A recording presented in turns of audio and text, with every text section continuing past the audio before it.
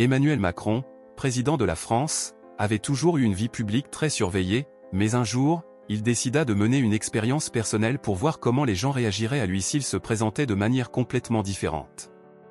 Il voulait tester si les gens le traiteraient autrement, en fonction de son apparence. Pour cela, il choisit de se déguiser, une vieille veste trop grande, un jean usé, une fausse barbe touffue, un bonnet tiré sur la tête et des chaussures usées. Il espérait ainsi voir s'il serait traité comme une personne ordinaire, comme tout un chacun. Un matin, il entra dans un petit café local, Café du Monde, un endroit populaire parmi les habitants du quartier.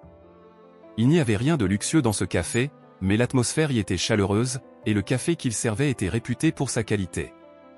Dès qu'il franchit la porte, il sentit l'odeur agréable du café fraîchement moulu et des pâtisseries qui se préparaient derrière le comptoir. Il se dirigea calmement vers la caisse, où il rencontra Antoine, un jeune homme qui semblait toujours sourire, et Claire, une employée plus distante et visiblement agacée par son travail. « Un café au lait, s'il vous plaît », dit Macron d'un ton calme. Antoine lui répondit immédiatement, le saluant avec un sourire sincère et un accueil chaleureux.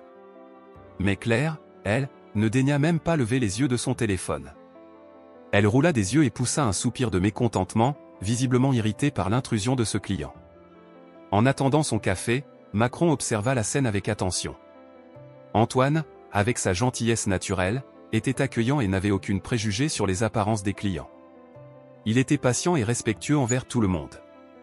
Claire, en revanche, semblait dédaigner les clients qu'elle jugeait ne pas appartenir à son monde. Chaque geste qu'elle faisait trahissait un manque d'intérêt et parfois même de mépris. Quand Macron reçut son café au lait, il s'assit à une table près de la fenêtre, observant silencieusement les interactions autour de lui. Il remarqua la différence flagrante entre l'attitude d'Antoine et celle de Claire. Il pensa qu'il y avait là quelque chose d'important à comprendre. Les gens étaient jugés non seulement par leur apparence, mais aussi par les attitudes qu'ils inspiraient. Après avoir terminé son café, Macron se leva pour aller remercier Antoine. Il se dirigea vers le comptoir où le jeune homme nettoyait une tasse. « Antoine », dit-il d'un ton calme, attirant l'attention du jeune homme. Ce dernier leva les yeux, étonné, et Macron ajouta « Vous êtes un homme bien. Vous avez montré ce que c'est que d'être humain aujourd'hui. » Puis il lui tendit une carte de visite. « Appelez ce numéro demain. » Antoine, surpris et un peu confus, regarda la carte en question. Il y lut le nom d'Emmanuel Macron. « Mais... Monsieur Macron, c'est bien vous ?» demanda-t-il, presque incrédule. Macron sourit. « Oui, c'est moi. Vous avez un grand cœur, et vous méritez bien plus que ce café.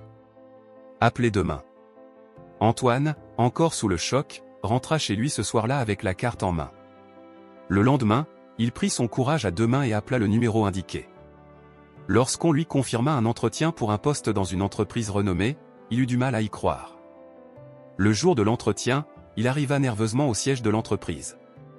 Entouré de professionnels en costume, il se sentit un peu perdu, mais il prit son courage à deux mains et se présenta avec passion, parlant de son parcours, de ses rêves et de ses aspirations. Quelques jours plus tard, il reçut un appel, il avait été embauché. Il allait désormais travailler dans une entreprise qui lui offrait une belle opportunité. Ce fut un tournant majeur pour lui. Grâce à un simple geste de bienveillance, sa vie venait de changer pour toujours. Quant à Claire, son attitude ne passa pas inaperçue. Sa manière de traiter les clients finit par avoir des répercussions.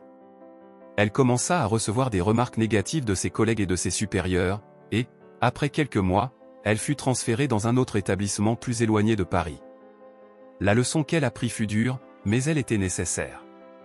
Antoine, lui, n'oubliera jamais ce jour. Chaque fois qu'il passe devant le Café du Monde, il se rappelle de ce moment où un petit geste a eu un impact énorme sur sa vie. Il continue de traiter chaque personne avec respect et bienveillance, peu importe leur apparence. Et chaque fois qu'il se souvient de ce jour, il remercie en silence le hasard qu'il a croisé avec Emmanuel Macron, celui qui a changé sa vision du monde.